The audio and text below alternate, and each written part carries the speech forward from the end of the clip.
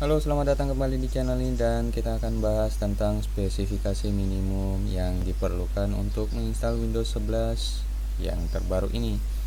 Ya, kemarin sebenarnya sudah rilis versi developernya, akan tetapi setelah diumumkan secara resmi di event Microsoft Windows, ada beberapa penambahan spesifikasi minimum yang kemarin dimana kita tahu bahwasanya sistemnya harus mendukung UEFI Secure Boot dan TPM 2.0.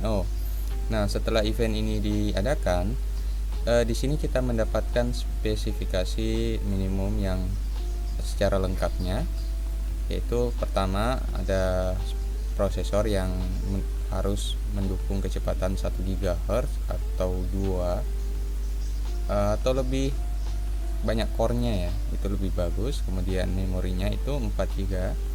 Kalau di versi Windows 10 kemarin itu 2 GB.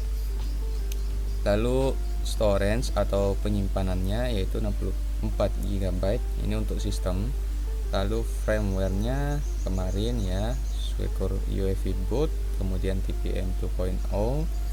Dan di sini salah satu yang dimana ya, yang agak memberatkan, yaitu graphic cardnya harus support DirectX 12 atau WDDM2 ke atas. Nah, displaynya harus 9 inch dengan resolusi HD 720p. Lalu kalau untuk Microsoft Windows 11 Home harus ada internet connection pada saat menginstal. Ya, ini mungkin sudah ada yang menggugurkan harapan kalau yang mau menginstal Windows 11 ya, walaupun mungkin ada cara pintasnya ya, mungkin di kemudian hari bisa, apalagi PC-nya kentang ya. Tetapi ada beberapa isu yang tidak ada di dalam sistem rekrutmen yang ada di daftar halaman Microsoft.com ini, tetapi di luar dari itu ternyata diam-diam Windows menuliskan spesifikasi minimum yang kita butuhkan untuk prosesornya sendiri, mulai dari Intel Atom yang paling rendah tipe X6200FE, Celeron, dan yang paling kasihan itu walaupun kita menggunakan Intel Core i3 generasi ke-7, tapi ternyata generasi ke-7-nya itu tidak masuk dalam list prosesor yang disupport oleh Microsoft Windows 11.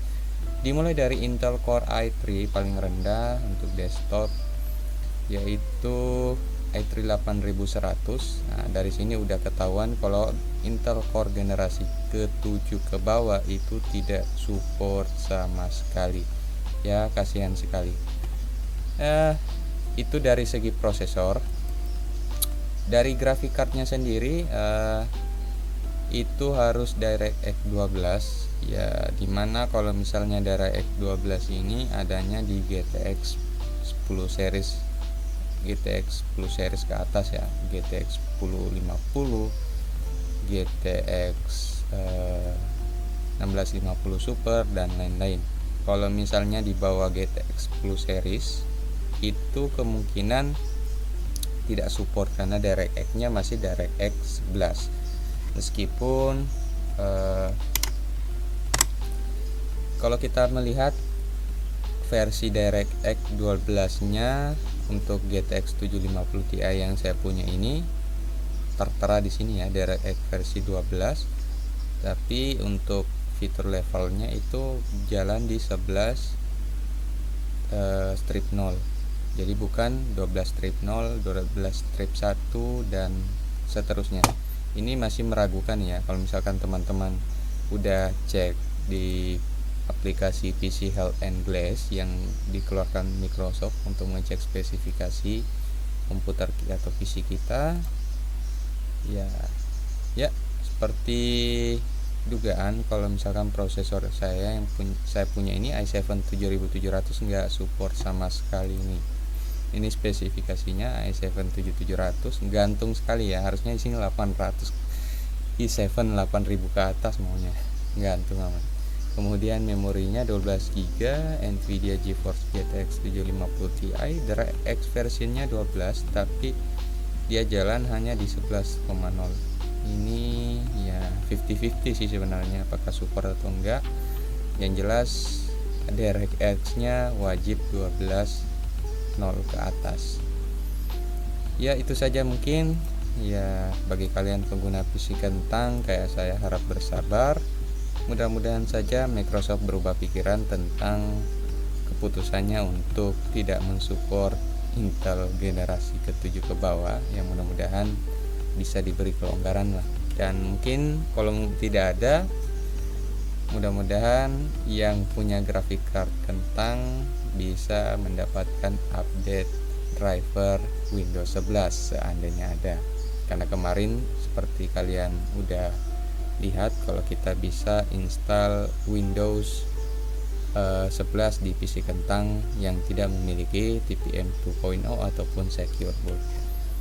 Ya mungkin saya sudah terlalu banyak OC, ya kalian pertimbangkan sendiri. Kalau misalkan kalian punya spek PC yang serupa atau di bawah dari spek PC saya, ya dipikir-pikir kembali apakah perlu upgrade ke yang lebih baru, atau mungkin udah saatnya stop di Windows 10 saja, nggak usah peduliin Windows 11. Itu kembali ke diri kalian dan budget kalian. Sampai jumpa di video berikutnya.